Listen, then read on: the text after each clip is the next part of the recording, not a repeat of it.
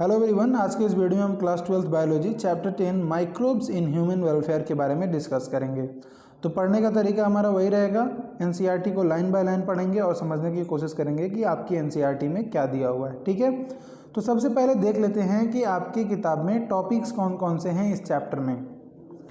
तो माइक्रोब के बारे में पढ़ना है, माइक्रोब इन ह्यूमन वेलफेयर, यानी कि माइक्रोब वैसे तो सभी जानते हैं कि माइक्रोब्स का क्या हार्मफुल इफेक्ट है बहुत सारा, और माइक्रोब के कौन से यूजफुल काम में जहाँ पर हम लेते हैं उनके बारे में इस चैप्टर में हमें पढ़ना है।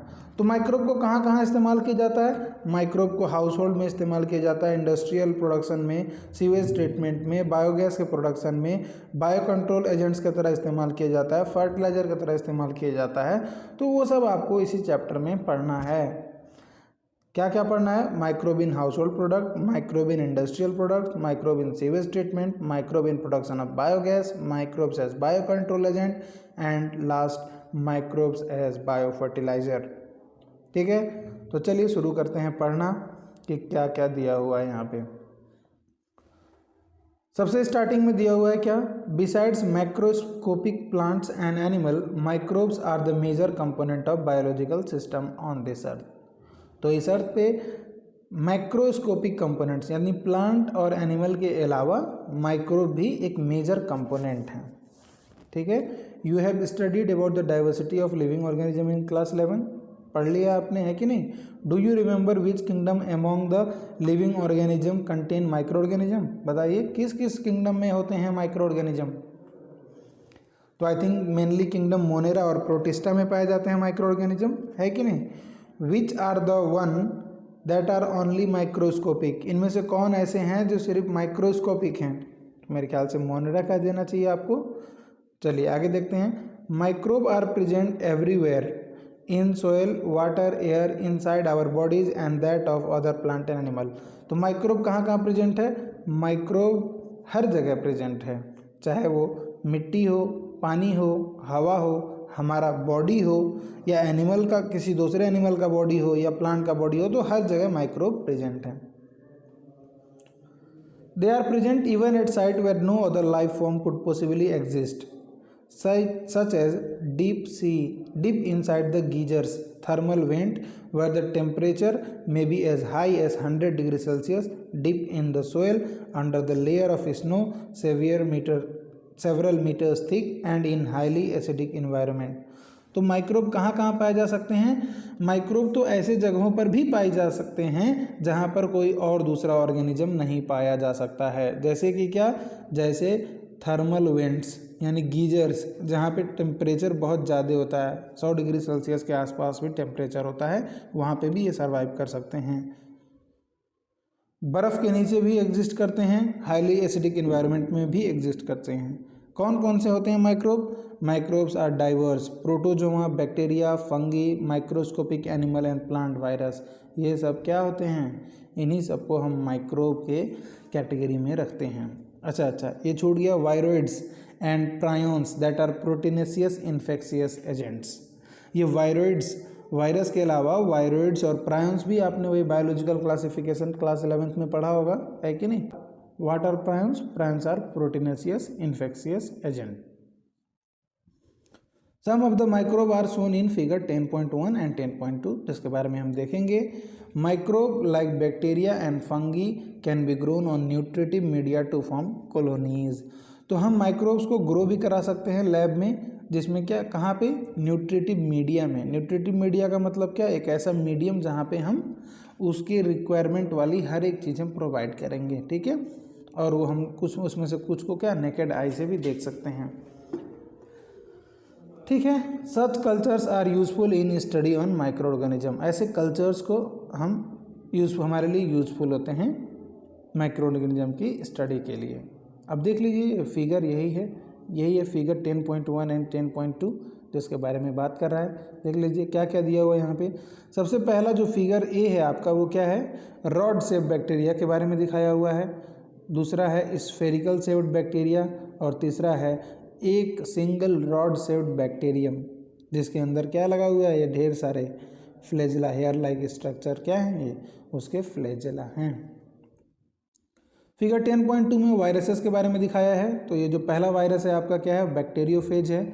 दूसरा बैक्टीरियोफेज, तो बैक्टीरियोफेज का आप स्ट्रक्चर बढ़िया से देख लीजिए। बैक्टीरियोफेज का जो स्ट्रक्चर है आप बढ़िया से देख लीजिए, उसमें क्या क्या होते हैं। यहाँ पे देखिए कि ये उसका हेड वाला पार्ट है, बीच में उसके कॉलर वाला पार्ट है और लास्ट में टेल वाला पार्ट है। टेल से एक प्लेट जुड़ा हुआ है और वहाँ से ढेर सारे पिन्स निकले, प्रॉन्ग्स निकले, वहाँ पे पिन भी है और उससे ढेर सारे ये डंडी प्रॉन्ग्स निकले हुए हैं, ठीक है ना। चलिए, तो लेबल करने के लिए आपसे पूछा जा सकता है वहाँ पे। बी वाला जो फिगर है वो एडिनो वायरस के बारे में दिया हुआ है। एडिनो वायरस क्या करता है, रेस्पिरेटरी इन्फेक्शंस करता है। आपको एडिनो वायरस क्या करता है, बी वाला adeno virus which causes respiratory infection, ठीक है। और तीसरा क्या दिया हुआ है, रॉड से बैक्टीरिया का दिया हुआ है, जो जिसका नाम क्या होता है, टोबैको मोजाइक वायरस। 10.3 में आपका पहला दिया हुआ है colonies of bacteria. Colonies of bacteria growing in A petri dish, ये बर्तन जिसमें वो ग्रो कर रहा है उसको पेट्री डिश कहते हैं। तो ये बैक्टीरिया का कॉलोनी दिखा रहा है, यहाँ पे आपके फंगस के कॉलोनी दिखा रहा है। ये भी वही पेट्री डिश है जिसमें उसको हम, इसमें न्यूट्रिएंट मीडिया रहेगा, ऐसा मीडियम जिसमें बैक्टीरिया या फंगी को ग्रो करने के लिए जो सभी एसेंशियल रिक्वायरमेंट्स हैं वो प्रोवाइड किया जाएगा और इसके मदद से हम आसानी से किसी भी माइक्रो ऑर्गेनिज्म के बारे में स्टडी कर सकते हैं। आगे देखिए, in chapter 8 you have read that microbe cause a large number of disease in human being. Chapter 8 में आपने क्या पढ़ा हुआ है कि माइक्रोब्स बहुत सारे बीमारियां करते हैं हमारे अंदर। They also cause disease in animal and plant और एनिमल के अंदर भी बीमारियां कॉज करते हैं। But this should not make you think that all microbes are harmful. Several microbes are useful to man in diverse ways. Some of the most important contribution of microbe to human welfare are discussed in this chapter. तो microbes क्या है, केवल बीमारियां नहीं, useful भी होते हैं। बहुत सारे यूज़फुल कामों में उनको इस्तेमाल किया जा सकता है। तो ऐसे ही जो हमारे ह्यूमन वेलफेयर में जो माइक्रोब यूज किए जा सकते हैं उनके बारे में देखना है और यही इस चैप्टर का मेन थीम है कि नहीं। तो माइक्रोब किन किन तरीके से हमारे वेलफेयर में इस्तेमाल किए जा सकते हैं, तो वो हमारे हाउस होल्ड प्रोडक्ट्स में इस्तेमाल किए जाते हैं, इंडस्ट्रियल प्रोडक्ट्स में, सीवेज ट्रीटमेंट में, बायोगैस के प्रोडक्शन में, बायो कंट्रोल एजेंट्स के तरह इस्तेमाल किए जा सकते हैं और बायो फर्टिलाइजर के तरह भी इस्तेमाल किए जा सकते हैं। तो सबसे पहला आप यही देख लीजिए कि माइक्रोब हमारे हाउस होल्ड प्रोडक्ट में कैसे काम में लिए जाते हैं। देखिए, सबसे पहला जो टॉपिक है आपका 10.1 microbe in house hold products. You would be surprised to know that we use microbe or product derived from them every day. तो रोजाना हम या तो माइक्रोब के द्वारा ऑब्टेन किए गए प्रोडक्ट्स का इस्तेमाल करते हैं, जिसमें से सबसे कॉमन एग्जांपल है और common example is the production of curd from milk. तो आपने अक्सर, हम लोग दही वगैरह कंज्यूम करते हैं, कर्ड कंज्यूम करते हैं, तो वो कर्ड मिल्क से ही तो बनता है। और कैसे, by a bacterium, microorganisms such as lactobacillus and other commonly called as lactic acid bacteria। ये मिल्क में पाए जाते हैं और कन्वर्ट कर देते हैं उसको कर्ड में। जब ये बैक्टीरिया ग्रो कर रहे होते हैं, during growth the lactic acid bacteria produce acids, कुछ ऐसे एसिड्स प्रोड्यूस करते हैं जो क्या करता है, उस मिल्क को, हमारे मिल्क को क्या, मिल्क में जो प्रोटीन पाया जाता है, मिल्क में कौन सा प्रोटीन पाया जाता है, केसीन, CASIEN, ये केजीन मिल्क प्रोटीन पाया जाता है। इस मिल्क प्रोटीन को वो क्या कर देते हैं, कोगुलेशन करा देते हैं, या आप कह सकते हो पार्शियल डाइजेशन करा देते हैं। और कोगुलेशन कराने की वजह से वो केसीन क्या होता है, इसको जब मिल्क का प्रोटीन है और इसका जब कोगुलेशन हो जाएगा तो इसको कैल्शियम पैराकैसिनेट में बदल जाता है, जिसकी वजह से वो थोड़ा सा हार्ड स्ट्रक्चर हो जाता है, ठीक है, सॉलिड थोड़ा सा हो जाता है और उसी को हम दही कहते हैं। तो दही बनाने के लिए आपको क्या करना पड़ेगा, आपको अपने पड़ोसी से जोरन मांगना पड़ता है कि नहीं। इसी को यहाँ अंग्रेजी में इनोकुलम या स्टार्टर कहा जाता है। क्या करते हैं हम लोग, a small amount of curd added to the fresh milk as inoculum और starter contain million of lactic acid bacteria. उस इनोकुलम में क्या होते हैं, ढेर सारे लैक्टिक एसिड बैक्टीरिया होते हैं, विच एट सूटेबल टेम्परेचर मल्टीप्लाई दस कन्वर्टिंग मिल्क टू कर्ड। तो अगर सूटेबल टेम्परेचर मिलेगा उसको, और माइक्रो ऑर्गेनिज्म के जनरली क्या वार्म वगैरह टेम्परेचर सूटेबल रहेगा, तो इसी वजह से तो दूध को गर्म किया जाता है। जब जोरन डालते हैं दही बनाने के लिए तो शुरुआत में थोड़ा सा गर्म कर देते हैं हम उसको, है कि नहीं। अच्छा, जब तो मिल्क क्या होता है, इस तरीके से कर्ड में बदल जाता है। अब इससे फ़ायदा क्या होता है, उससे फ़ायदा ये होता है कि उसकी न्यूट्रिशनल क्वालिटी बढ़ जाती है। क्यों बढ़ जाती है, क्योंकि उसमें विटामिन B12 का कंटेंट बढ़ जाता है। अच्छा, उसके अलावा अगर आप यूज़ देखना चाहें तो हमारे स्टमक में लैक्टिक एसिड बैक्टीरिया बहुत बेनिफिशियल रोल प्ले करता है। क्या करने के लिए, डिजीज़ नहीं होने देता, हमें बहुत सारी बीमारियों से रोकता है। ठीक है, चलिए आगे देखिए एक दूसरा यूज़ जो हमारे हाउस होल्ड प्रोडक्ट में बैक्टीरिया का किया जाता है, कहाँ पर, तो देखिए the dough which is use for making food such as dosa and idli is also fermented by bacteria. The puffed appearance of duff is due to the production of CO2 gas. तो जो इडली और डोसा बनाने के लिए जो आटा आप लेते हो ना, उसको फर्मेंटेशन कराया जाता है पहले बैक्टीरिया की मदद से, ठीक है ना। और ये क्यों होता है ऐसा, क्योंकि जो बैक्टीरिया फर्मेंटेशन करता है तो उस टाइम पे वो CO2 रिलीज कर देता है, उसकी वजह से वो थोड़ा सा स्पॉन्जी हो जाता है कि नहीं। Can you tell which metabolic pathway is taking place resulting in the formation of CO2। तो फर्मेंटेशन आप कह सकते हो, एक तरह का एनारोबिक रेस्पिरेशन उसके अंदर चलता है। Where do you think the bacteria for this fermentation come from, कहाँ से आए जाते हैं, उसमें मिल्क में प्रेजेंट रहते हैं ऑलरेडी, ठीक है। या अगर मिल्क में ऑलरेडी प्रेजेंट रहते हैं और उसके बाद हम उसको क्या, अगर आप मिल्क को कर्ड, अच्छा वो मिल्क वाला बात नहीं कर रहा है, वहाँ पे नेचुरली प्रेजेंट होते हैं, उसको हम लेकर आते हैं, डालते हैं। Similarly, the duff which is used for making bread is fermented using baker's yeast। तो जो डफ है, डफ जो ब्रेड के बनाने के लिए इस्तेमाल में आता है, यहाँ तो इडली और डोसा वाला आटा की बात कर रहा है, ब्रेड वाला जो आटा है उसको भी फर्मेंटेशन कराते हैं हम, ठीक है। कैसे, इस ईस्ट के मदद से। ईस्ट क्या नाम है उस ईस्ट का, सैक्रोमाइसिस सेरिवेसाई, इसी वजह से उसको बेकर्स ईस्ट भी कहा जाता है। A number of traditional drinks and food are also made by fermentation process by microbes। तो बहुत सारे ऐसे ट्रेडिशनल ड्रिंक और फूड जो होते हैं ये भी फर्मेंटेशन से बनाए जाते हैं। टॉडी, जैसे कि टॉडी क्या है, एक ट्रेडिशनल ड्रिंक है, कहाँ का, साउथ इंडिया का। कैसे ऑब्टेन किया जाता है इसको, जो पाम ट्री होते हैं ना, उसी के सैप को, जैसे पाम ट्री रहेगा, पाम ट्री है तो उसको हम कट करेंगे, यहाँ से चीरा जब लगाएंगे वहाँ से, तो क्या होगा, उसका सैप निकल के बाहर आ जाएगा, उसको हम बर्तन में इकट्ठा कर लेते हैं और उसको फिर माइक्रोब्स वगैरह वहाँ पे डाल के फर्मेंटेशन कराते हैं उसका, ठीक है ना। जो कि टॉडी एक ट्रेडिशनल ड्रिंक है साउथ इंडिया में। Microbe are also use to ferment fish, soyabean and bamboo shoots to make food. तो और भी चीज़ों का फर्मेंटेशन कराने के लिए इस्तेमाल किया जाता है। Cheese is one of the oldest food item in which microbe were used. तो चीज़ क्या है, ओल्डेस्ट फूड आइटम जिसमें माइक्रोब का इस्तेमाल किया गया था। Different variety of cheese are known by their characteristic texture, flavour and taste. तो अलग अलग तरह के चीज़ होते हैं depending upon the texture, flavour and taste. The specificity coming from the microbe used. अच्छा, और ये जो टेक्सचर और फ्लेवर और टेस्ट अलग अलग होता है चीज़ का, वो किसके वजह से होता है, it depends on the micro organism used. Example के तौर पर देखिए, जैसे जो स्विस चीज़ रहता है ना, उसमें लार्ज होल होते हैं, वो क्यों होते हैं, it is due to the production of CO2। कौन CO2 प्रोड्यूस करता है, by a bacterium name propionibacterium shermanii. इसको इस्तेमाल करते हैं वहाँ पे फर्मेंटेशन कराने के लिए, जिसकी वजह से CO2 प्रोड्यूस होता है। और वो जो CO2 जब निकलता है ना, तो जब रास्ता बन जाता है, उसी का एक पाथ बन जाता है, इसी की वजह से वहाँ पे होल्स दिखने को मिलते हैं आपको बड़े बड़े। वहीं पे एक दूसरा तरह का जो चीज़ है, Roquefort cheese are ripened by growing a specific fungi on them which gives them a particular flavour. तो जो रॉक्वीफर्ड चीज़ होता है उसमें हम फंगी का इस्तेमाल करते हैं, वहीं पे जो स्विस चीज़ होता है वहाँ पे हम बैक्टीरियम का इस्तेमाल करते हैं।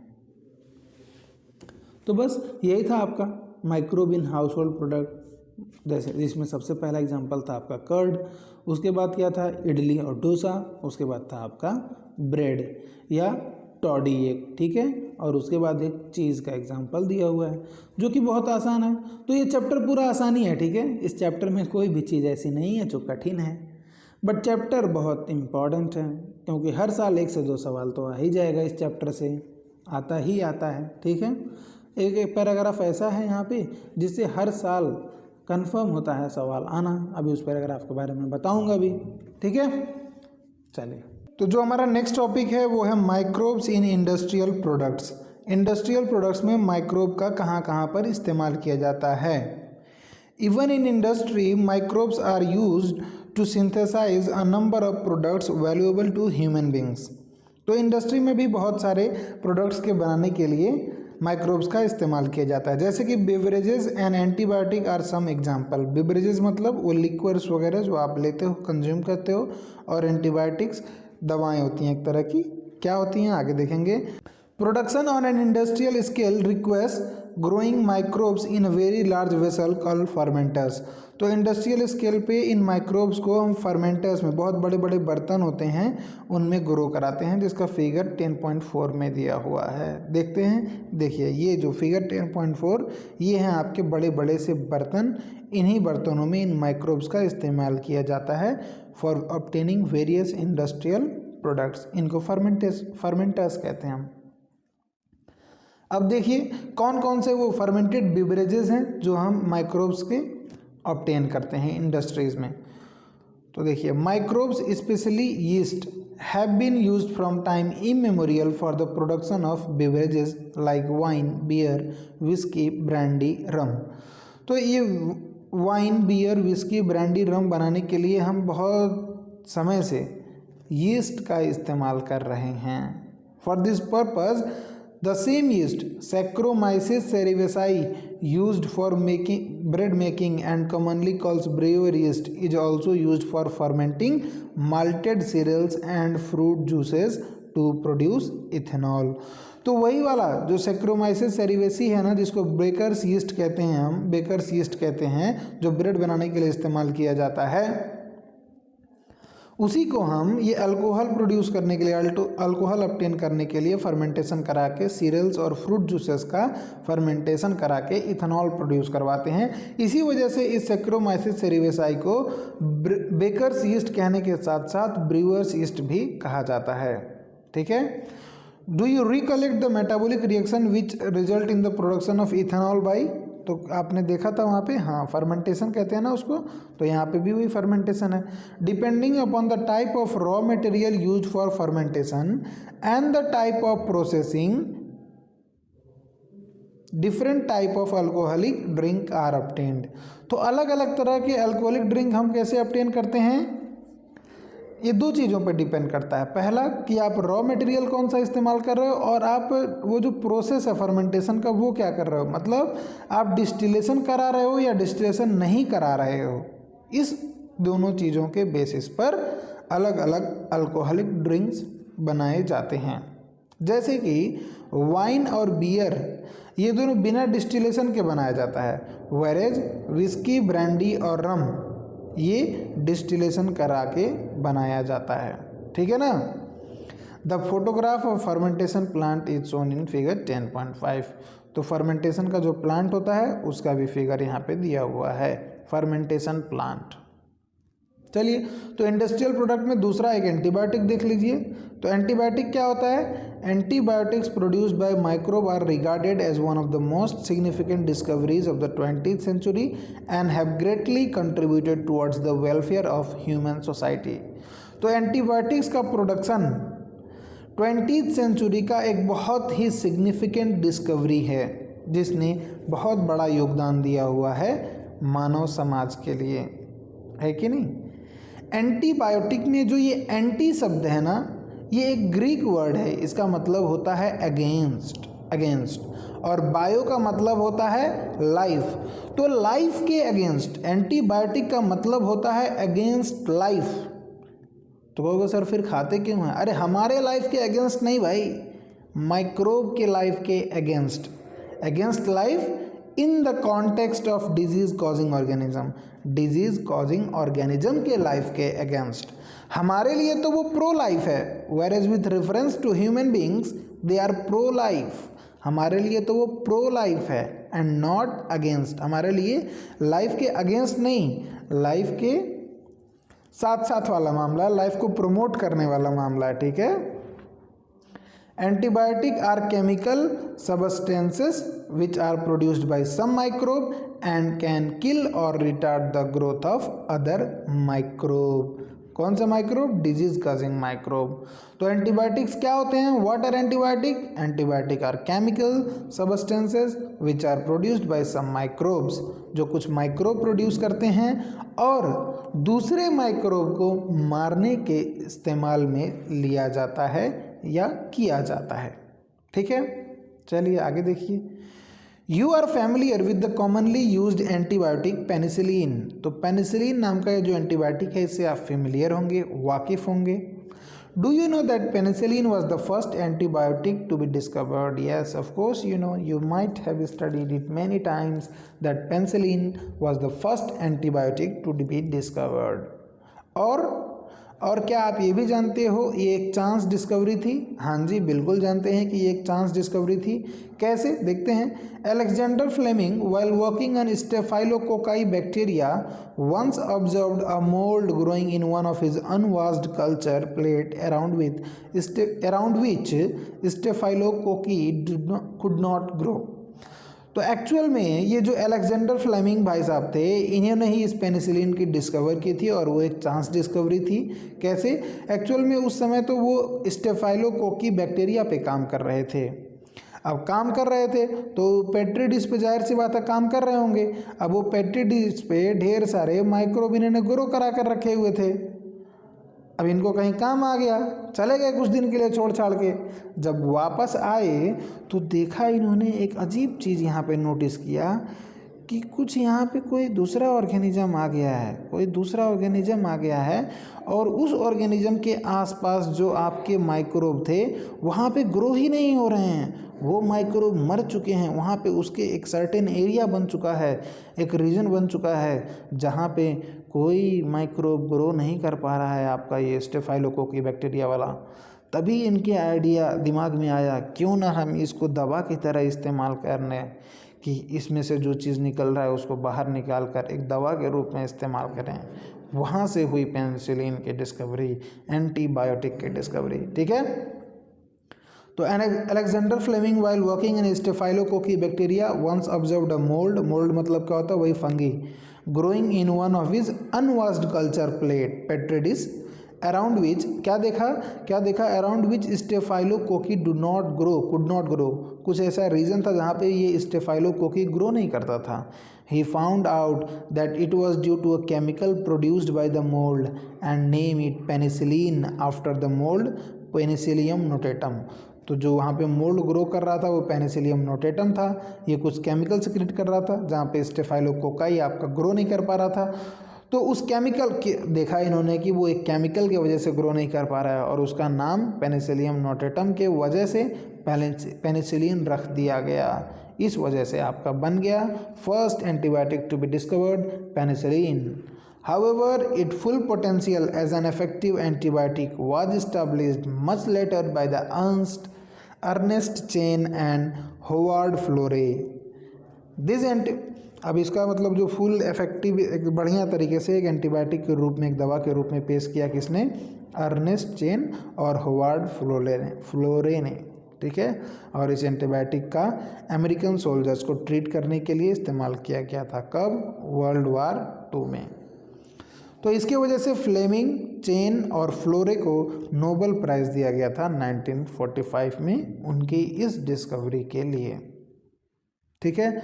तो आपने क्या देखा? माइक्रोब इन इंडस्ट्रियल प्रोडक्ट, जिसमें सबसे पहला आपने देखा बेवरेजेस, दूसरा आपने देखा एंटीबायोटिक, और एंटीबायोटिक के बारे में अभी कुछ और है। देखिए क्या दिया हुआ है। After penicillin other antibiotic were also purified from other microbe. और बाकी बहुत सारे एंटीबायोटिक्स का डिस्कवरी किया गया। Can you name some of the other antibiotic and found out their sources? Of course you must do, please do it. Antibiotics have greatly improved our capacity to treat deadly diseases such as plague, whooping cough, diphtheria and leprosy. इन सबको treat करने के लिए भी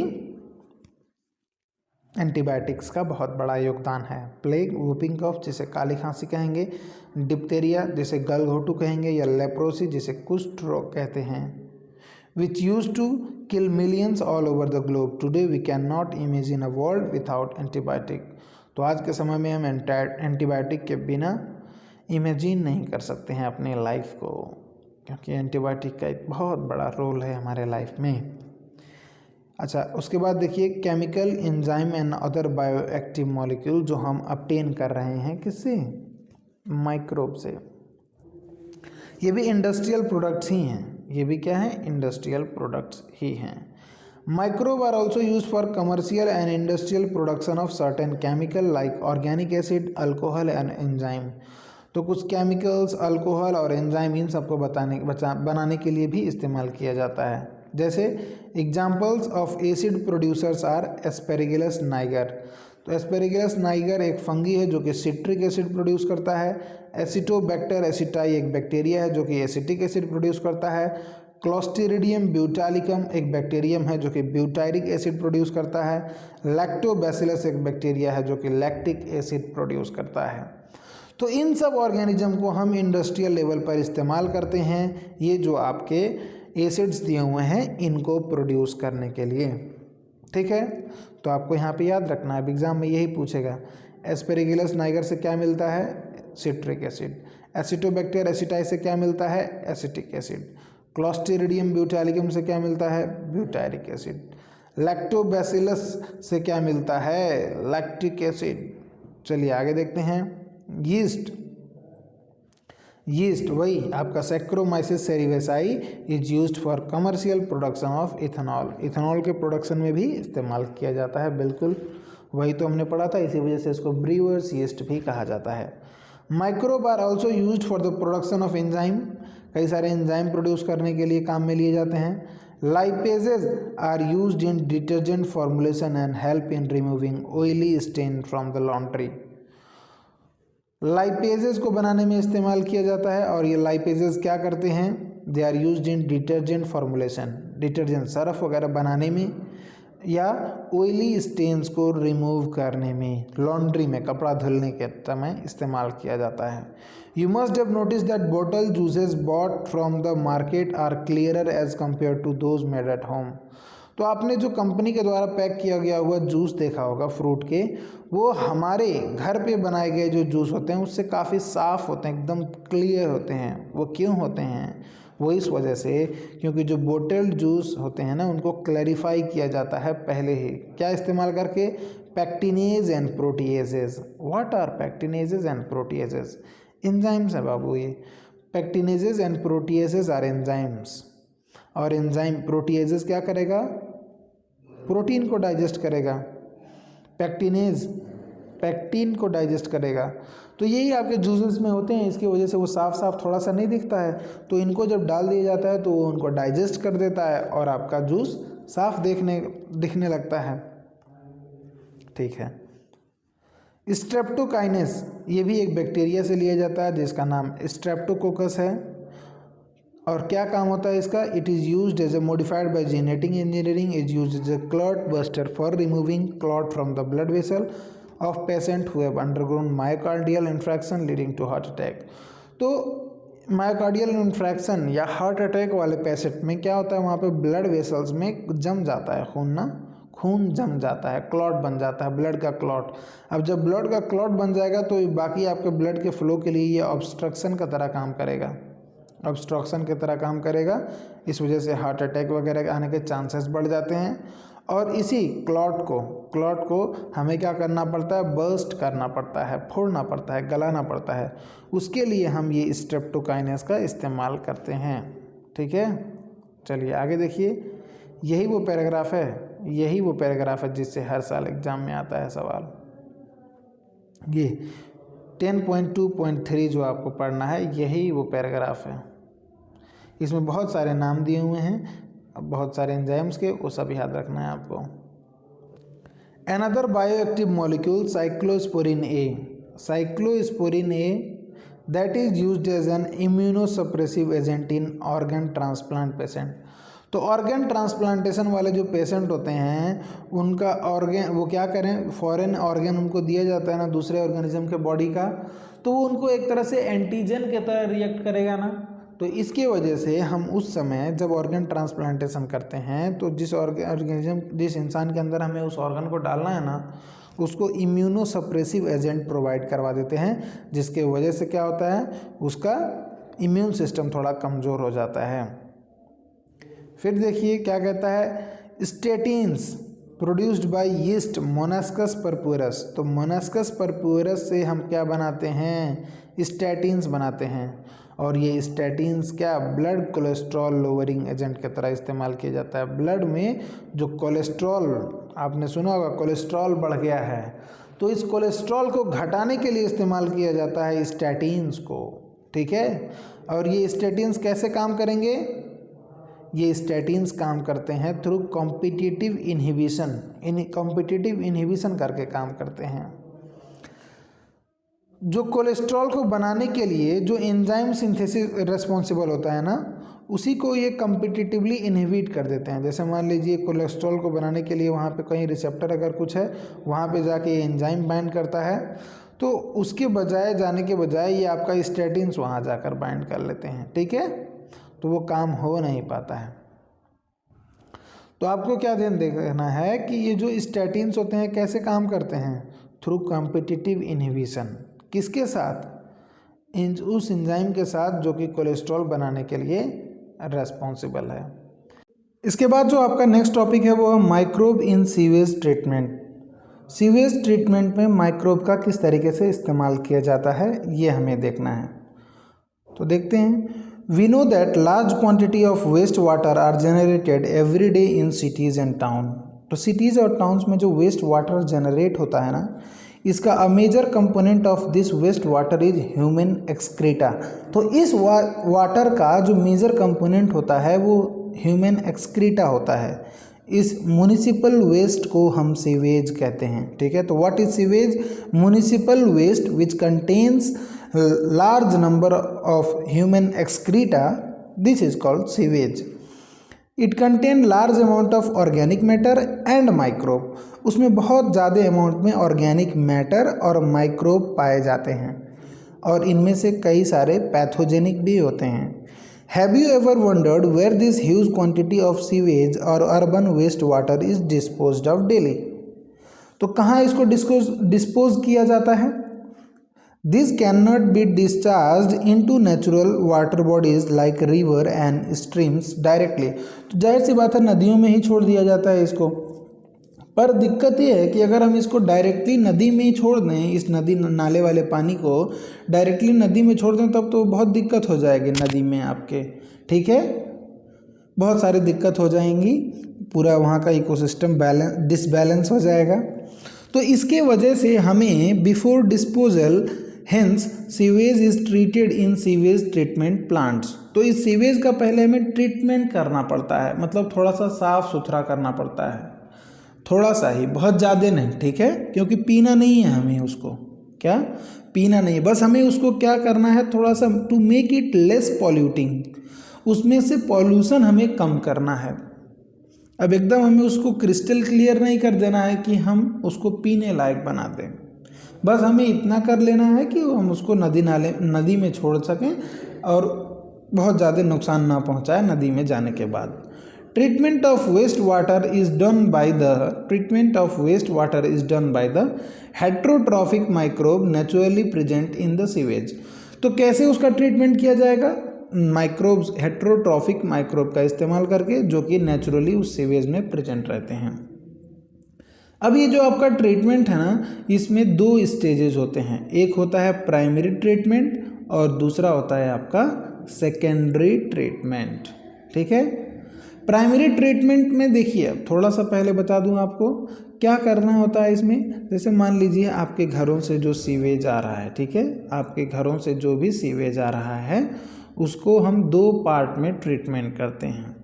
ये आपका sewage है मान लीजिए यहाँ से, तो हम सबसे पहले तो इसको लाएंगे, इसका प्राइमरी ट्रीटमेंट किया जाएगा। यहाँ पे क्या होगा, कुछ ऐसे फिल्टर्स वगैरह लगे रहेंगे, फिल्ट्रेशन करेंगे, ठीक है। इसका मतलब बड़े बड़े जो पार्टिकल हैं उसको हम फिल्टर कर लेंगे, यहाँ से फिल्ट्रेशन करके बाहर निकाल लेंगे।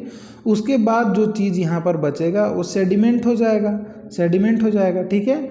तो जो सेडिमेंट हो जाता है उसी को हम प्राइमरी स्लज बोलते हैं, स्लज बोलते हैं, ठीक है। अब ये प्राइमरी स्लज के ऊपर जो चीज़ रहेगा सुपरनेटेंट या एफ्लुएंट, इसमें इसी को हम लेकर जाएंगे सेकेंडरी ट्रीटमेंट के लिए। सेकेंडरी ट्रीटमेंट में हम क्या करते हैं, माइक्रोब का इस्तेमाल करते हैं।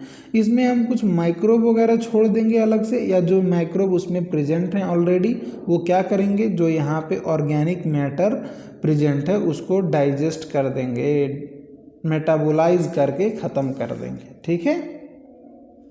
उसके बाद यहाँ पे जो चीज़ बस, और यहाँ से जब इसका जो एफ्लुएंट होगा, सुपरनेटेंट होगा, इसको हम नदी में छोड़ देते हैं, और नीचे जो बच जाता है हमारा जो स्लज होता है, इसको भी हम क्या बाद में एक एनारोबिक स्लज डाइजेस्टर होता है उसमें ट्रांसफ़र कर देते हैं। यहाँ पे कुछ माइक्रोब ऑलरेडी प्रेजेंट रहेंगे, कुछ हम अलग से भी डाल देंगे, और उससे हम बायोगैस प्रोडक्शन में इस्तेमाल ले लेते हैं, ठीक है। बायोगैस प्रोड्यूस कर देते हैं वो मेटाबॉलिज्म करके। तो यही बेसिक प्रोसेस होता है आपके सीवेज ट्रीटमेंट का। तो प्राइमरी ट्रीटमेंट में क्या होगा, देखिए प्राइमरी ट्रीटमेंट में this treatment steps basically involve physical removal of particle large and small from the sewage through filtration and sedimentation. तो प्राइमरी ट्रीटमेंट बेसिकली एक फिजिकल प्रोसेस है। इसमें हम जो बड़े बड़े पार्टिकल रहते हैं उनको बाहर कर देते हैं, किसके, कैसे, through filtration and sedimentation. These are removed in stages. Initially सबसे पहले फ्लोटिंग डेब्रिस जो है उसको सिक्वेंशियल फिल्ट्रेशन से स्टेप बाय स्टेप फिल्टर करके हटा लेते हैं। उसके बाद जो कुछ छोटे छोटे पार्टिकल, ग्रिट, मिट्टी उट्टी के जो पार्टिकल प्रेजेंट हैं उसको हम सेडिमेंटेशन से अलग कर लेते हैं। वहाँ पे जब आएगा तो वो जो पार्टिकल रहेंगे नीचे सेडिमेंट हो जाएगा और ऊपर पानी वाला मेनली कंपोनेंट बचेगा, ठीक है। All the solid that settle down from the primary sludge, इसको प्राइमरी स्लज बोलेंगे जो सेटल हो गया, ठीक है। और ये जो सुपरनेटेंट है इसको हम एफ्लुएंट कहते हैं, ठीक है। और इसी एफ्लुएंट को हम क्या करते हैं, the effluent from the primary settling tank is taken for secondary treatment, उसको हम सेकेंडरी ट्रीटमेंट के लिए लेकर जाएंगे। अब देख लीजिए, सेकेंडरी ट्रीटमेंट को बायोलॉजिकल ट्रीटमेंट भी कहा जाता है क्योंकि यहीं पे माइक्रोब का इस्तेमाल होता है। देखिए बायोलॉजिकल ट्रीटमेंट में क्या है, the primary effluent is passed into large aeration tank. तो लार्ज एरेशन टैंक बने हुए होते हैं। एरेशन टैंक का मतलब क्या, ऐसे टैंक जिसमें एयर वगैरह बहुत सफिशिएंट अमाउंट में प्रेजेंट होता है। क्यों, ताकि वो जो माइक्रोब है ना वो एयर का इस्तेमाल करके मेटाबॉलिज्म कर दें उन चीज़ों का। अब एयर बढ़िया से मिल पाए तो उसको हम क्या करते हैं, कॉन्स्टेंटली एजिटेट करते हैं, ठीक है। कॉन्स्टेंटली नचाते रहते हैं और उसमें एयर को पंप कर दिया जाता है। इसके वजह से this allows vigorous growth of useful aerobic microbe into flocs. तो उसके वजह से बढ़िया से एकदम एरोबिक जो माइक्रोब होते हैं वो ग्रो कर जाते हैं और क्या बनाते हैं, फ्लॉक्स बनाते हैं। क्या मतलब होता है फ्लॉक्स का, फ्लॉक्स का मतलब होता है masses of bacteria associated with fungal filament to form a mesh like structure. तो एक मेस लाइक स्ट्रक्चर बन जाता है फंगल फिलामेंट प्लस बैक्टीरिया के वजह से, उसी को हम फ्लॉक्स कहते हैं, ठीक है। While growing this microbe consume the major part of the organic matter in the effluent. बताइए ना, माइक्रोब का काम क्या होता है, डिकम्पोजर्स होते हैं ना, वो ऑर्गेनिक मैटर को डिकम्पोज कर देते हैं। यही हमें कराना, इसी टेक्निक का उनका इस्तेमाल करना है। तो जब वो वहाँ पे ग्रो कर रहे होंगे तो उसको क्या कंज्यूम कर लेंगे, वो फूड के तरह इस्तेमाल में ले लेंगे उसको। जो भी ऑर्गेनिक मैटर आपका जो वेस्ट मटेरियल प्रेजेंट है उसको कंज्यूम कर लेंगे और उसको ख़त्म कर देंगे। वो तो ख़त्म कर दिया तो बढ़िया हो गया, साफ हो गया पानी आपका, ठीक है। while growing this microbe consume the major part of the organic matter in the effluent. इसके वजह से क्या होता है, this significantly reduces the BOD अर्थात biochemical oxygen demand of the effluent. क्या होता है BOD? BOD refers to the amount of oxygen that would be consumed if all the organic matter in 1 liter water were oxidized by bacteria. तो ये oxidation कराने के लिए जितना amount of oxygen required होता है ना बैक्टीरिया को, यहाँ पे 1 लीटर वाला कॉन्सेप्ट ला दिया है। क्या? 1 लीटर पानी में जो भी ऑर्गेनिक मैटर प्रेजेंट है उसको डिकम्पोज करने के लिए, ऑक्सीडाइज करने के लिए एरोबिक बैक्टीरिया को कितना ऑक्सीजन का रिक्वायरमेंट होता है, इसी को BOD कहा जाता है। क्या? 1 लीटर पानी में जितना ऑर्गेनिक मैटर प्रेजेंट है उसको डिकम्पोज करने के लिए और या ऑक्सीडाइज करने के लिए बैक्टीरिया को जितना ऑक्सीजन का रिक्वायरमेंट होता है उसी को हम BOD कहते हैं। अच्छा बताइए, शुरुआत में जब वो गंदा था यानी उसमें ऑर्गेनिक मैटर बहुत ज़्यादा रहेगा तो बैक्टीरिया बहुत तेज़ी से ग्रो करेंगे, क्योंकि उनके लिए तो वो खाना है ना, तो खाना सफिशिएंट अमाउंट में अवेलेबल रहेगा, बहुत तेज़ी से ग्रो करेंगे। जब बहुत तेज़ी से वो ग्रो करेंगे तो ऑक्सीजन भी तो बहुत ज़्यादा कंज्यूम करेंगे, यानी BOD ज़्यादा रहेगा।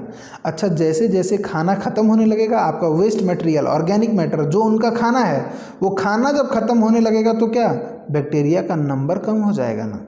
बैक्टीरिया का जब नंबर कम हो जाएगा यानी बैक्टीरिया अब ऑक्सीजन कम कंज्यूम करने लगेंगे, यानी ऑक्सीजन कंज्यूम क्या था, BOD था, यानी BOD उस वाटर का घटने लगता है। ठीक है, वही बातें यहाँ पे बताई हैं कि while growing this microbe consume the major part of the organic matter in the effluent, this significantly reduces the BOD अर्थात biochemical oxygen demand of the effluent. BOD का मतलब क्या होता है, it refers to the amount of oxygen that would be consumed if all the organic matter in 1 litre of water were oxidised by the bacteria. The sewage water is treated till the BOD is reduced. तब तक हम उसका treatment करेंगे जब तक BOD एकदम कम हो जाए। BOD कम हो जाएगा, इसका मतलब ये हो गया कि वहाँ पे बैक्टीरिया कम हो गए, इसका मतलब है खाना खत्म हो गया। किसका खाना? बैक्टीरिया का खाना। क्या? ऑर्गेनिक मैटर, और ऑर्गेनिक मैटर तो आपके लिए वेस्ट है ना, यानी वेस्ट कम हो गया है। यानी आप कह सकते हो ये जो BOD होता है it is actually a measure of the pollution present in a sample of water, ये कह सकते हो। तो BOD एक्चुअल में एक तरह का किसी वाटर सैंपल में कितने हार्मफुल माइक्रो प्रेजेंट है या कितना वेस्ट मटेरियल वहाँ पे प्रेजेंट है, उस चीज़ के लिए एक तरह का मेजर का काम करता है, नापने का काम करता है। ठीक है, the sewage water is treated till the BOD is reduce. The BOD test measures the rate of uptake of oxygen by the micro organism in a sample of water. Rate of BOD test क्या measure करता है, rate of uptake of oxygen by micro organism किस rate से उस O2 का इस्तेमाल कर रहा है, अपटेक कर रहा है। इसके वजह से इनडायरेक्टली आप ये कह सकते हो कि BOD is a measure of organic matter present in the water. यानी जितना ज़्यादा अब ऑर्गेनिक मैटर ज़्यादा है तो यानी पॉल्यूशन ज़्यादा है। इस वजह से आप ये भी कह सकते हो the greater the BOD of waste water more is its polluting potential, यानी BOD ज़्यादा, पॉल्यूटिंग नेचर ज़्यादा, पॉल्यूशन का अमाउंट ज़्यादा, ऑर्गेनिक मैटर का अमाउंट ज़्यादा, और कम है भी ऑर्गेनिक मैटर, कम है BOD यानी कम है पॉल्यूशन। ठीक है, once the BOD of sewage waste water is reduce significantly, जब से उसका BOD बहुत कम हो जाएगा तो इस एफ्लुएंट को हम पास कर देंगे एक दूसरे सेटलिंग टैंक में, जहाँ पे bacterial flocs are allowed to sediment. दूसरे एक टैंक में, सेटलिंग टैंक में हम ट्रांसफ़र कर देंगे। उसके बाद क्या होगा, तो कुछ चीज़ें सेडिमेंट हो जाएंगी और कुछ चीज़ें ऊपर की तरफ रहेंगी। तो जो सेडिमेंट हो गई इसको हम एक्टिवेटेड स्लज कहेंगे, एक्टिवेटेड स्लज कह देंगे। ठीक है, ठीक है। अब फिर क्या होगा, और ये जो रिमेनिंग चीज़ रहेगा, इस रिमेनिंग चीज़ को हम क्या कर देंगे, देखिए यहाँ से देखते हैं, a small part of the activated sludge is pumped back into the aeration tank to serve as a inoculum. इसमें से कुछ जो वो स्लज नीचे एक्टिवेटेड स्लज है ना, उसको हम दोबारा फिर वापस से वो जो हमारा एरेशन टैंक था उसमें हम डाल देते हैं इसको, ताकि ये इनोकुलम के तरह काम करने लगे, वहाँ पे भी बैक्टीरियल ग्रोथ हो जाए, फ्लॉक्स बन जाएं। The remaining major part of the sludge is pumped into large tank called anaerobic sludge digester. बाकी अभी इस एक्टिवेटेड स्लज की ही बात कर रहा है, इसका मेजर कंपोनेंट को हम क्या करते हैं, इसके मेजर कंपोनेंट को हम एनारोबिक स्लज डाइजेस्टर में डाल देते हैं। ये क्या होता है, देखिए अब ये जो एक्टिवेटेड स्लज नीचे वाला सेडिमेंटेड पार्ट था ना, इसकी बात हो रही है, ये इसको तो ये जो ऊपर वाला एफ्लुएंट है, अब इसको तो हम डाल देते हैं, ये आपका ट्रीटमेंट हो चुका है, वाटर का ट्रीटमेंट हो चुका है, इसको अब नदी में छोड़ सकते हो आप, छोड़ने लायक हो गया, कोई दिक्कत नहीं। कहोगे सर अभी पूरा प्यूरीफाई नहीं हुआ सर, तो मैं कहाँ कह रहा हूँ पूरा प्यूरीफाई करना, हमें कहाँ पीना है उसको, हमें तो बस नदी में छोड़ने लायक बना देना। अब साफ़ हो गया, बहुत साफ़ हो गया, अब इससे ज़्यादा साफ़ नहीं करना आपको, ठीक है। अब इसमें से कुछ तो आप इनोकुलम की तरह इस्तेमाल कर लोगे, पीछे वाले एरेशन टैंक में डाल दोगे, जो बाकी अब कचरा आएगा उसमें बैक्टीरिया वगैरह ग्रो करें, उसको डिकम्पोज करें उसके लिए, और इसका जो मेजर पार्ट है उसको हम एनारोबिक स्लज डाइजेस्टर में डाल देते हैं। अब यहाँ पे दूसरे एनारोबिक बैक्टीरिया प्रेजेंट रहेंगे और उसको डाइजेस्ट करके मीथेन गैस का प्रोड्यूस कर देते हैं या बायोगैस का प्रोडक्शन कर देते हैं। Here other kind of bacteria which grow anaerobically digest the bacteria and fungi in the sludge. During this digestion, the bacteria produces a mixture of gases such as methane, hydrogen sulfide, carbon dioxide. These gases form biogas and can be used as a source of energy. How? Why? Because it is inflammable. तो anaerobic sludge digester में हमें क्या मिलता है, bacterial decomposition की वजह से हमें बायोगैस मिल जाता है। बायोगैस में मेनली 3 चीज़ें होती हैं, मीथेन जिसमें सबसे ज़्यादा होता है, थोड़ा सा उसमें हाइड्रोजन सल्फाइड और कार्बन डाइऑक्साइड भी पाया जाता है, और इसको हम फ्यूल की तरह इस्तेमाल कर सकते हैं या सोर्स ऑफ एनर्जी, क्योंकि ये इनफ्लेमेबल होता है, ठीक है। द एफ्लुएंट की अब बात कर रहा है, अभी तो स्लज की बात कर रहा था। The effluent from the secondary treatment plant is generally released into water bodies like river and stream. An aerial view of such a plant is shown in figure 10.7। देख लीजिए, ये है आपका aerial view of a sewage treatment plant, ठीक है। You can appreciate how microbes play a major role in treating millions of gallons of wastewater every day across the globe, ठीक है। तो millions of gallons of waste water को treat करने के लिए इस्तेमाल किए जाते हैं microbe. This methodology has been practised for more than a century now. सदियों से, एक सदी से ज़्यादा हो गया इस्तेमाल करते करते, अलग अलग पार्ट में इस्तेमाल किया जाता है। टिल डेट, आज तक no man made technology has been able to rival microbial treatment of sewage. अभी तक ऐसी कोई टेक्नोलॉजी नहीं डेवलप हुई जो उससे बेहतर काम कर सके ट्रीटमेंट में। You are aware that due to increasing urbanization, sewage is being produced in much larger quantities than even before। अब अर्बनाइजेशन बढ़ रहा है, शहरीकरण ज़्यादा हो रहा है, तो उसकी वजह से ज़्यादा सीवेज प्रोड्यूस हो रहा है। However, the number of sewage treatment plant has not increased enough to treat such large quantities। तो अर्बनाइजेशन, शहरीकरण तो बढ़ रहा है तो सीवेज बढ़ रहा है, पर सीवेज, दुख की बात क्या है कि सीवेज ट्रीटमेंट प्लांट का नंबर नहीं बढ़ रहा है, ठीक है ना। So the untreated sewage is often discharge directly into river, leading to their pollution and increase in water borne disease. तो जब प्लांट है ही नहीं तो ट्रीटमेंट हो ही नहीं रहा, वैसे ही छोड़ देना नदी में, उससे क्या हो जा रहा है, नदी में पॉल्यूशन हो जा रहा है और हमें बहुत सारी बीमारियां कर दे रहा है, क्योंकि डायरेक्टली इनडायरेक्टली हम उस पानी का किसी न किसी तरीके से थोड़ा बहुत इस्तेमाल कर रहे हैं। The ministry of environment and forest has initiated Ganga Action Plan and Yamuna Action Plan to save this major river of our country from pollution। तो हमारी सरकार ने क्या चलाया है, गंगा एक्शन प्लान और यमुना एक्शन प्लान, ताकि उसको हम प्रदूषण से बचा सकें। किसको? गंगा और यमुना को, जो हमारे देश की प्रमुख नदियां हैं। Under these plans, it is proposed to build a large number of sewage treatment plant so that only treated sewage may be discharged into the rivers। इस प्लान के अंदर बहुत सारे STPs का निर्माण किया गया, जिससे हम क्या कर सकें, उसमें पानी वो जो सीवेज को छोड़ने से पहले उसका ट्रीटमेंट कर सकें। A visit to a sewage treatment plant situated in any place near you would be a interesting and educating experience. ठीक है, नेक्स्ट टॉपिक है आपका 10.4 microbes in production of biogas. क्या होता है biogas? It is a mixture of gases containing predominantly methane, जिसमें mainly methane होता है। कैसे प्रोड्यूस होता है? Produced by the microbial activity and may be which may be used as a fuel. तो बायोगैस मिक्सचर ऑफ गैसेस होता है जिसमें मेनली मीथेन होता है और हाइड्रोजन सल्फाइड या कार्बन डाइऑक्साइड होता है। माइक्रोबियल एक्टिविटी से प्रोड्यूस किया जाता है, इसको हम फ्यूल की तरह इस्तेमाल कर सकते हैं। You have learned that microbe produce different type of gaseous end products during growth and metabolism। तो अपने जो मेटाबॉलिक रिएक्शन कर रहा होता है ग्रोथ के टाइम पे ना, उस समय उस दौरान उसी प्रोसेस में अलग अलग तरह के वो गैसेस प्रोड्यूस करता है। The type of gas produce depend upon the microbe and the organic substrate they utilise. तो वो किस तरह का गैस प्रोड्यूस करता है, वो किस चीज़ पर डिपेंड करता है कि वो माइक्रोब कौन सा है और वो माइक्रोब क्या खाता है। ठीक है, in the example cited in relation to fermentation of dough, cheese making and production of beverages the main gas produce was CO2।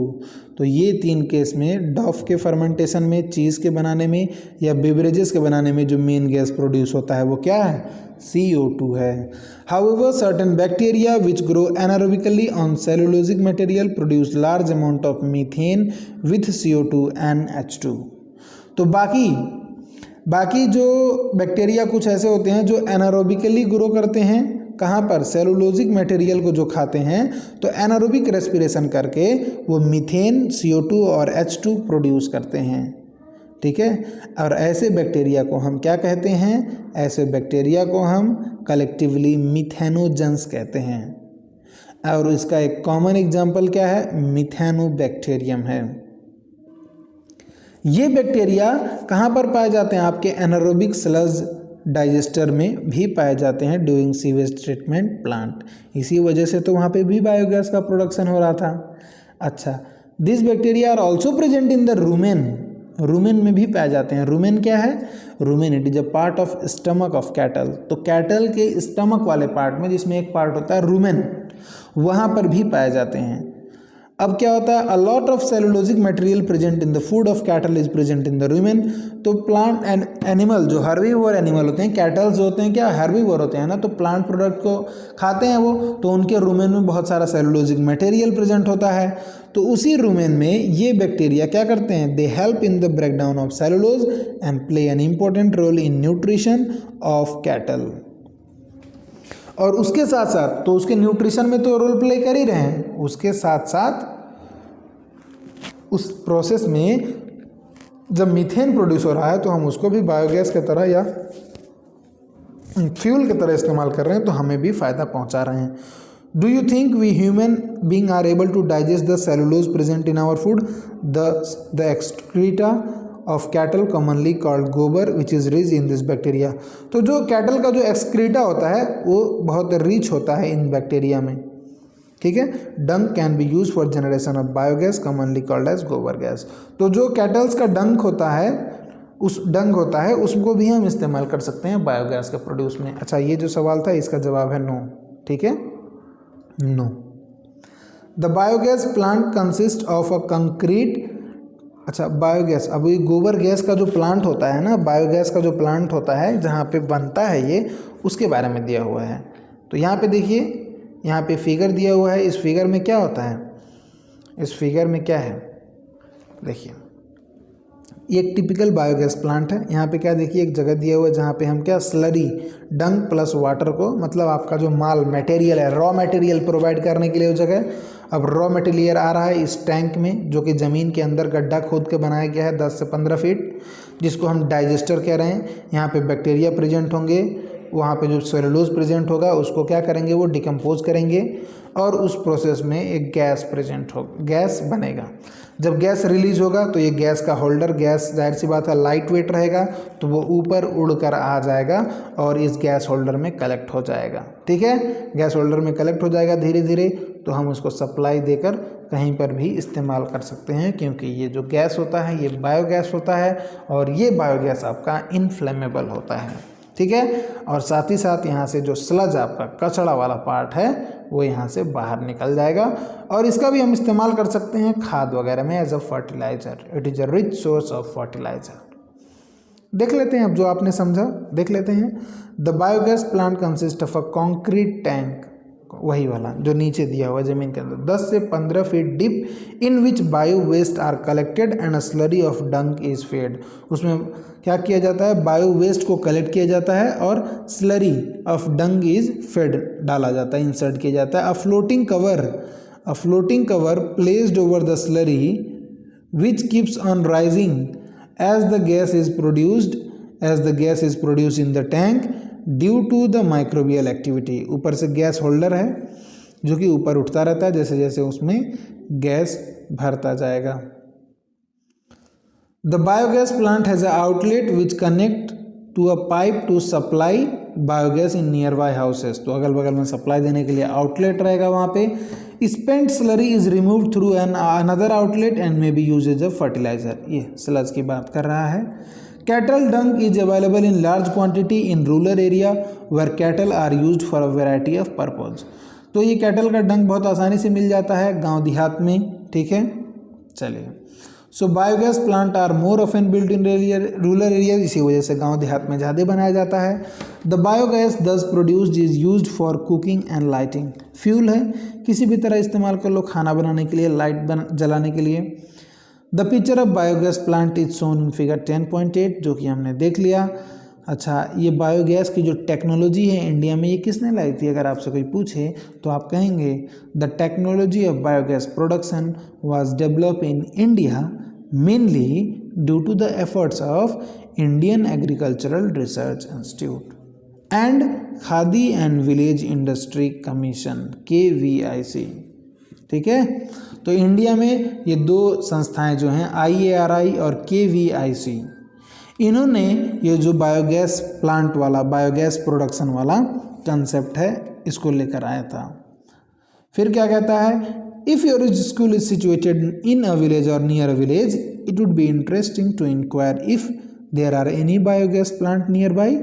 Visit the biogas plant and learn more about it from the people who are actually managing it। तो क्या कह रहा है, अगर है आपके गांव में, अगर आपका स्कूल गांव में है, आसपास में बायोगैस प्लांट है, तो जाइए विजिट कीजिए और अपने मास्टर से ज़्यादा जानकारी इकट्ठा कीजिए, उनसे जो इसका ऑपरेट कर रहे हैं, ठीक है। नेक्स्ट टॉपिक है आपका microbe as bio control agent. Bio control agent, bio control मतलब, bio control refer to the use of biological method for controlling plant disease and pest. तो बायो कंट्रोल एजेंट मतलब ऐसे एजेंट जहाँ पे हम biological agents का इस्तेमाल करेंगे, बायोलॉजिकल मेथड का इस्तेमाल करेंगे प्लांट डिजीज़ और पेस्ट को रोकने के लिए। In modern society this problem have been tackled increasingly by the use of chemical, by use of insecticide and pesticide. आज के समय में इसका हम कैसे, ये सब आजकल तो बहुत ज़्यादा लोग इंसेक्टिसाइड और पेस्टिसाइड का इस्तेमाल कर ले रहे हैं ना, तो उसकी वजह से क्या हो रहा है, ये केमिकल टॉक्सिक होते हैं और एक्सट्रीमली हार्मफुल होते हैं to human being and animals. और उसके साथ ही वो क्या कर रहे हैं, आपके इन्वायरमेंट को पॉल्यूट कर रहे हैं। वहाँ पे जो भी ये मिट्टी है, ग्राउंड वाटर है, यहाँ पे फ्रूट, वेजिटेबल, क्रॉप प्लांट, उन सबको पॉल्यूट कर रहे हैं। Our soil is also being polluted through the use of weedicides to remove the weeds. तो वीड्स को रिमूव करने के लिए जो वीडिसाइड इस्तेमाल कर रहे हैं हम लोग, खरपतवार को रिमूव करने के लिए, ठीक है, तो उसकी वजह से भी हमारा मिट्टी पॉल्यूटेड हो जा रहा है। तो इसका उपाय क्या है, इसका उपाय क्या है सर? इसका उपाय यही है, biological control of paste and disease. मतलब हम बायोलॉजिकल मेथड्स का इस्तेमाल करें इन डिजीज़ और पेस्ट मतलब कीड़े मकोड़ों को जो प्लांट को इन्फेक्ट कर रहे हैं, नुकसान पहुंचा रहे हैं, उनको रोकने के लिए हमें बायोलॉजिकल तरीका ही ढूंढना पड़ेगा कोई। क्या है बायोलॉजिकल तरीके, देखते हैं। In agriculture, there is a method of controlling pests that relies on natural predation rather than introduced chemical। तो इसमें हम एक नेचुरल प्रीडेशन को इस्तेमाल करते हैं। मतलब कोई अगर पेस्ट है, क्या करो, उसके प्रीडेटर को ला दो, प्रीडेटर उसके शिकारी को ला दो, इसका शिकार कर लेगा, ये गायब हो जाएगा। ठीक है, कोई केमिकल वेमिकल का नहीं, कोई केमिकल इस्तेमाल नहीं करना है। ठीक है। अ की belief of the organic farmer is that biodiversity furthers health. जो ऑर्गेनिक फार्मर होता है उनका क्या मानता होता है, बायोडाइवर्सिटी फर्दर्स हेल्थ। बायोडाइवर्सिटी जितनी ज़्यादा रहेगी उतना हेल्थ रहेगा, हेल्दी रहेगा वो ecosystem. The more variety a landscape has, किसी एक लैंडस्केप मतलब बड़ा इकोसिस्टम का एक बड़े पार्ट को लैंडस्केप कह रहे हैं। जितने ज़्यादा वहाँ पे वैरायटी रहेगी the more sustainable it is, उतना ही ज़्यादा वो सस्टेनेबल रहेगा, स्टेबल रहेगा।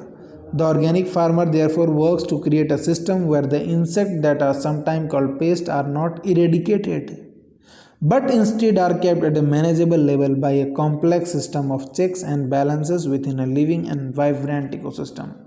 तो इसी वजह से ये ऑर्गेनिक फार्मर क्या करता है, क्यों, किस वजह से, अरे ये the more variety a landscape has the more सस्टेनेबिलिटीज।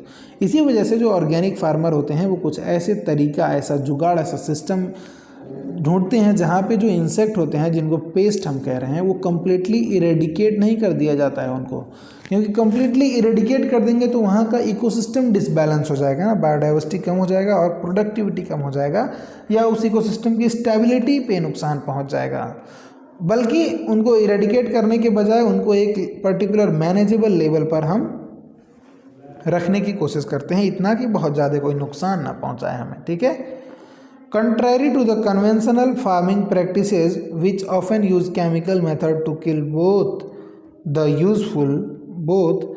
useful and harmful life form indiscriminately, this is a holistic approach that seeks to develop an understanding of the webs of interaction between the myriad of organisms that constitute the field flora and fauna। तो जो हमारा conventional तरीका ये है कि कोई भी कीड़ा देख लिया, खरपतवार देख लिया, सीधे ला के दवा डाल दिया। उसके वजह से क्या होता है बाबू, उसके वजह से होता है कि जो हमारे लिए ज़रूरी है, जो नुकसानदेह है, सब मर जा रहे हैं। तो उसे डिसबैलेंस हो जाएगा ना, उस इकोसिस्टम में प्रोडक्टिविटी कम हो जाएगी, स्टेबिलिटी कम हो जाएगी। ठीक है। The organic farmer holds the view that eradication of the creature that are often described as pests is not only possible but also undesirable, for without them beneficial predatory and parasitic insects which would depend upon them as a food or host would not be able to survive। तो actual में ये अच्छी बात क्यों नहीं है, ये possible नहीं है कि इरेडिकेट कर दिया जाए कम्प्लीटली वहाँ केमिकल डालकर, क्योंकि मान लीजिए हो सकता है उस पेस्ट जो आपको नुकसान पहुँचा रहा है उसी पे कोई आपका यूज़फुल जो ऑर्गेनिज्म है वो उस पर डिपेंड कर रहा हो फूड चेन में, मतलब वो उसका फूड हो। तो अगर ये गायब कर दोगे आप तो ये भी तो गायब हो जाएगा, तो वो फ़ायदा कैसे मिल पाएगा आपको बाबू, बताओ ना। इसी वजह से केमिकल का इस्तेमाल नहीं करना चाहिए, क्योंकि वो ये नहीं देखता कौन अच्छा वाला कीड़ा है कौन ख़राब वाला कीड़ा है, सबको साफ कर देगा। ठीक है। पर प्रीडेशन वाले में, प्रीडेशन का अगर बायो कंट्रोल मेथड इस्तेमाल करोगे तो वो तो प्रीडेशन पे बेस्ड है, और प्रीडेटर तो सिर्फ अपने प्रे को खाएगा ना, एक पर्टिकुलर स्पीसीज़ को ही तो खाएगा, सबको नहीं ना खाने लगेगा। तो इस वजह से बायोलॉजिकल मेथड बढ़िया है। For without them the beneficial predatory and parasitic insect which depend upon them food or host would not be able to survive। Thus the use of biocontrol measure will greatly reduce our dependence on toxic chemicals and pesticides। तो biocontrol method से हम क्या dependence अपना कम कर सकते हैं on toxic chemical, कैसे, biocontrol method का इस्तेमाल करके। An important part of the biological farming approach is to become familiar with the various life forms that inhabit the field, predator as well as pest, and also their life cycle, pattern of feeding and the habitat they prefer। This will help develop appropriate means of biocontrol। तो यहाँ पे क्या है, तो हमें अगर आप बढ़िया से थोड़ा सा अगर फार्मिंग वगैरह करना चाहते हो, एक अच्छा किसान बनना चाहते हो बाबू ना, तो आपको क्या जानना पड़ेगा, आपके फील्ड में रहने वाले जो वेरियस लाइफ फॉर्म्स हैं उनके प्रीडेटर के बारे में, पेस्ट के बारे में, उनके लाइफ साइकिल के बारे में, वो क्या खाते हैं, उनका हैबिटेट कैसा है, किन चीज़ों पर फीड करते हैं, इसकी वजह से आप एक effective bio control method develop कर सकते हो। एग्जाम्पल देखिए बायो कंट्रोल एजेंट का या बायो कंट्रोल मेथड का एग्जाम्पल देखिए, the very familiar beetle with red and black marking. तो बीटल जो ब्लेड छोटा छोटा कीड़ा देखा होगा आपने, उसके जो लाल लाल होते हैं और उस पर काला काला बिंदी टाइप ऐसा रहेगा, ठीक है। तो ये बीटल जो है the very familiar beetle with red and black marking, जिसको लेडी बर्ड कहते हैं हम, और ड्रैगन फ्लाइज, कुछ ऐसे फ्लाइज जिनको ड्रैगन फ्लाई कह रहे हैं, इनको हम इस्तेमाल करते हैं एफिड्स और मस्क्यूटो को ख़त्म करने के लिए या भगाने के लिए या नष्ट करने के लिए या उनसे छुटकारा पाने के लिए। तो ये जो लेडी बर्ड है इसको तो हम एम्फिड, लेडी बर्ड का पेस्ट कौन है या होस्ट कौन है, एफिड्स है, और मॉस्क्यूटो को कौन खाता है, ड्रैगन फ्लाई खाता है, ठीक है, ये ध्यान रखना है आपको। तो उनका इस्तेमाल कर सकते हैं हम as a bio control agent. An example of microbial biocontrol agent that can be introduced in order to control butterfly caterpillar is that Bacillus thuringiensis। तो Bacillus thuringiensis का हम इस्तेमाल करते हैं क्या करने के लिए, बटरफ्लाई के कैटरपिलर को ख़त्म करने के लिए। These are available in sachets as dried spore which are mixed with water and sprayed onto vulnerable plants such as brassica and fruit trees। ये जो बीटी है ना, बैसिलस थुरिंजेंसिस, इसमें जो टॉक्सिक प्रोटीन होते हैं, इंसेक्टिसाइडल प्रोटीन होते हैं, और उसको हम निकाल कर पाउच में रख लेते हैं और उसी पाउच को खरीद के अपना फार्मर जो है स्प्रे कर सकता है उन प्लांट्स के ऊपर या उन ट्रीज़ के ऊपर जो कि वल्नरेबल हैं उन इंसेक्ट द्वारा अटैक के लिए, ठीक है। क्या करता है ये जो लार्वा, ये जो प्रोटीन होता है ना, ये जाता है उस लार्वा के गट में जाता है और वहाँ पर टॉक्सिन रिलीज़ कर देता है। इसके वजह से वो लार्वा की मौत हो जाती है। The bacterial disease will kill the caterpillars but leave other insect unharmed. तो उन कैटरपिलर को तो मार देगा लेकिन बाकी इंसेक्ट को वो नहीं मारता है, ठीक है ना। Because of the development of method of genetic engineering in the last decade or so, scientist have introduced Bacillus thuringiensis toxin gene into plant. अब जेनेटिक इंजीनियरिंग की मदद से हमने प्लांट के अंदर ही ये टॉक्सिन्स इंसर्ट करवा दी हैं, इन टॉक्सिन बनाने वाले जीन इंसर्ट करा दिए हैं, ठीक है। तो इसके फ़ायदा क्या होता है, ये प्लांट रेजिस्टेंट हो जाते हैं उन इंसेक्ट पेस्ट के लिए। और इसका एक बेहतरीन एग्जाम्पल है BT cotton. BT cotton is one such example which is being cultivated in some state of our country. You will learn more about this in chapter 12. Chapter 12 में हमें पढ़ना है इसके बारे में। A biological control being developed for use in the treatment of plant disease is the fungus Trichoderma. Trichoderma एक fungus है, इसको भी बायोलॉजिकल कंट्रोल मेथड की तरह इस्तेमाल किया जाता है। क्या होता है ट्राइकोडर्मा, एक फंगी है, फ्री लिविंग फंगी है जो वहाँ पर मेनली रूट से अटैच्ड रहता है, यानी रूट इकोसिस्टम में पाया जाता है। They are effective bio control agent for several plant pathogen. बहुत सारे प्लांट पैथोजन को मारने के लिए ये एक इफेक्टिव बायो कंट्रोल एजेंट की तरह काम करते हैं। उसके अलावा नेक्स्ट बायो कंट्रोल एजेंट जो है आपका वो क्या है, वो है बैक्यूलोवायरस। बैक्यूलोवायरस क्या होते हैं, ये पैथोजन होते हैं जो अटैक करते हैं, किसके पैथोजन, इंसेक्ट और बहुत सारे आर्थ्रोपोड्स के पैथोजन होते हैं। Majority of baculovirus used as a bio control agent are in the genus nucleopolyhedrovirus. तो न्यूक्लियोपॉलीहेड्रोवायरस वाले ग्रुप में आते हैं ये बैक्यूलोवायरस।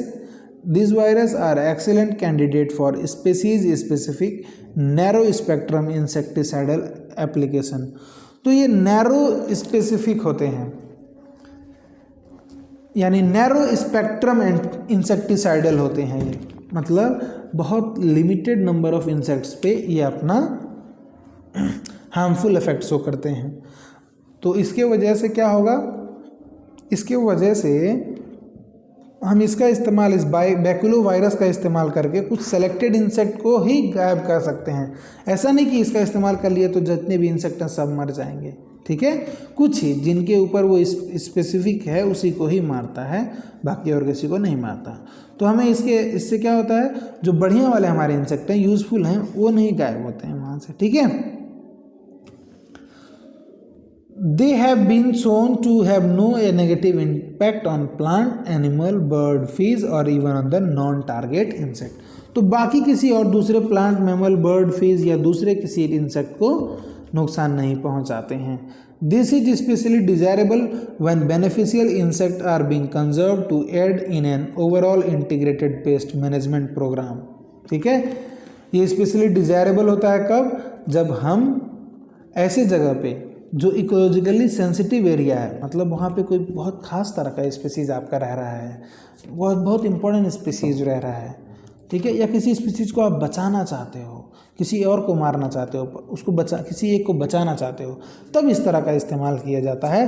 और इन सभी टेक्निक को हम इंटीग्रेटेड पेस्ट मैनेजमेंट प्रोग्राम कहते हैं, ठीक है। इन सब चीज़ों को हम क्या कहते हैं, इंटीग्रेटेड पेस्ट मैनेजमेंट प्रोग्राम, जहाँ पे किसी एक सेलेक्टेड को बचाना है, नॉन टारगेट को बचाना है, बाकी टारगेट वाले को मारना है, ठीक है। तो ये था आपका microbe as bio control agents. इसके बाद जो आपका लास्ट टॉपिक है वो है माइक्रोब्स एज बायो फर्टिलाइजर। तो माइक्रोब्स का हम बायो फर्टिलाइजर की तरह भी इस्तेमाल करते हैं। With our present life style environmental pollution is a major cause of concern.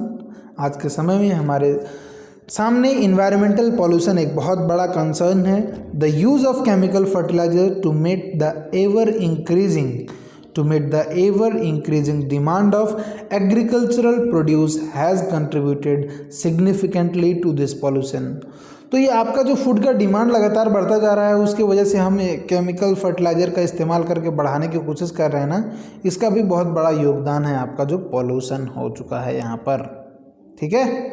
तो हमें क्या करना पड़ेगा, अब हमें क्या करना पड़ेगा, हमें कुछ ऐसा टेक्निक इस्तेमाल करना पड़ेगा जिससे अभी इस सब का मामला हटाया जाए और कुछ बायो फर्टिलाइजर का इस्तेमाल किया जाए, ठीक है, ताकि हमारा इन्वायरमेंटल पॉल्यूशन कम हो सके और प्रोडक्टिविटी भी हमारी बढ़ती रहे। Of course, we have now realized that there are problems associated with the overuse of chemical fertilizer and there is a large pressure to switch to organic farming. Organic farming, तो हमें क्या, अब chemical fertiliser की use को बंद कर देना चाहिए और हमें बढ़ना चाहिए आगे किसके तरफ, ऑर्गेनिक फार्मिंग की तरफ। ऑर्गेनिक फार्मिंग मतलब ऐसा फार्मिंग जहाँ पे हम बायो फर्टिलाइजर्स का इस्तेमाल करते हों। बायो फर्टिलाइजर मतलब क्या होता है, bio fertilisers are organism that enrich the nutrient quality of the soil. The main source of bio fertiliser are, तो बायो फर्टिलाइजर ऐसे ऑर्गेनिज्म होते हैं जो कि हमारे सॉइल की क्वालिटी को, न्यूट्रिएंट क्वालिटी को एनरिच करते हैं, और इनके मेन सोर्स जो होते हैं वो क्या होते हैं, bacteria, fungi and cyanobacteria. You have studied about the nodules on the root of leguminous plant form by the symbiotic association of rhizobium. बिल्कुल आपने पढ़ा है, जो लेग्यूमिनस प्लांट में राइजोबियम पाया जाता है उसके वजह से आपको रूट नोड्यूल्स देखने को मिलते हैं। ये राइजोबियम क्या करता है, this bacteria fix atmospheric nitrogen into organic form which is used by the plant as nutrient। ये एटमॉस्फेरिक नाइट्रोजन को ऑर्गेनिक फॉर्म में, नाइट्रोजन को फिक्स कर देते हैं, ऑर्गेनिक फॉर्म में कन्वर्ट कर देते हैं, और which in turn is used by the plant as a nutrient, ठीक है। other bacteria can fix nitrogen while free living in the soil। example Azospirillum and Azotobacter, thus enriching the nitrogen content of the soil। तो कुछ free living भी होते हैं जो कि nitrogen fixation करते हैं, उनका नाम है एजोस्पिरिलम, एजोटोबैक्टर, और ये nutrient quality, nitrogen content of the soil को बढ़ाते हैं। इसके साथ साथ जो बायो फर्टिलाइजर और कौन से हैं, फंगी हैं आपके बायो फर्टिलाइजर। क्यों, वो भी क्या करते हैं, fungi are also known to form symbiotic association with plant, higher root of higher plant जैसे कि पाइनस, उसके साथ फंगल एसोसिएशन हो जाता है, उसको हम माइकोराइजा कहते हैं, ठीक है। Many members of the genus Glomus form mycorrhiza. तो ग्लोमस के जीनस के, ग्लोमस क्या है, फंगी का एक जीनस है, इसके जो मेंबर्स होते हैं ये मेनली माइकोराइजा बनाते हैं। ठीक है, इसमें जो फंगी का काम क्या होता है, फंगी का मदद क्या पहुंचाता है, fungal symbiont in this situation absorb phosphorus from the soil and passes it to the plant. Plant को ये फॉस्फोरस या वाटर मिनरल्स पहुंचाता है, जबकि plant having such association so other benefit also such as resistant to root borne pathogen, tolerance to salinity and drought and an overall increase in plant pathogen and plant growth and development. उसके अलावा भी और कुछ फायदे पहुंचता है plant को, जैसे कि ये रूट बॉर्न पैथोजन कम हो जाते हैं, सैलिनिटी और ड्राफ्ट के लिए उसका टॉलरेंस बढ़ जाता है, और ओवरऑल ग्रोथ और डेवलपमेंट हो जाता है प्लांट को। अच्छा, इसमें से बताइए कि कौन से ऐसे एडवांटेज हैं जो फंगी को मिलते हैं प्लांट से। तो खाना मिलता है फंगी को ना, फंगी एक हेट्रोट्रॉफिक ऑर्गेनिज्म है और प्लांट ऑटोट्रॉफ्स होते हैं, तो वो खाना जो बनाते हैं ऑटोट्रॉफ, प्लांट जो खाना बनाता है जिसके रूट में ये रहता है फंगी, उससे उसको खाना मिल जाता है। अच्छा, तीसरा जो एग्जांपल था साइनोबैक्टीरिया, वो देख लीजिए, ये क्या होते हैं, ये ऑटोट्रॉफिक माइक्रोब होते हैं जो कि मेनली वाइडली डिस्ट्रीब्यूटेड होते हैं एक्वेटिक और टेरेस्ट्रियल एनवायरनमेंट में। इनमें से अक्सर लोग क्या करते हैं, नाइट्रोजन फिक्सेशन का काम करते हैं, जिसमें से एग्जांपल है आपका एनाबेना, नॉस्टेक और ऑसिलेटोरिया। एग्जांपल पैडी फील्ड में जो आपका साइनोबैक्टीरिया पाया जाता है, कौन, यही एनाबेना, और वो क्या करता है, बायो फर्टिलाइजर की तरह, इंपॉर्टेंट बायो फर्टिलाइजर की तरह काम करता है। BGA blue green algae also add organic matter to the soil and increase its fertility. तो वहाँ पे ऑर्गेनिक मैटर का अमाउंट बढ़ाता है और उससे फर्टिलिटी को बढ़ाता है। Currently in our country a number of bio fertiliser are available commercial in the market and farmer use this regularly in their field to replenish soil nutrient and to reduce dependent on chemical fertiliser. तो हमारे market में बहुत सारे bio fertiliser available हैं जिनको farmers इस्तेमाल भी करते हैं, क्या करने के लिए, सोइल न्यूट्रिएंट को रिप्लेनिश करने के लिए, मतलब फिर से लाने के लिए, और केमिकल फर्टिलाइजर्स पे अपना डिपेंडेंस को कम करने के लिए।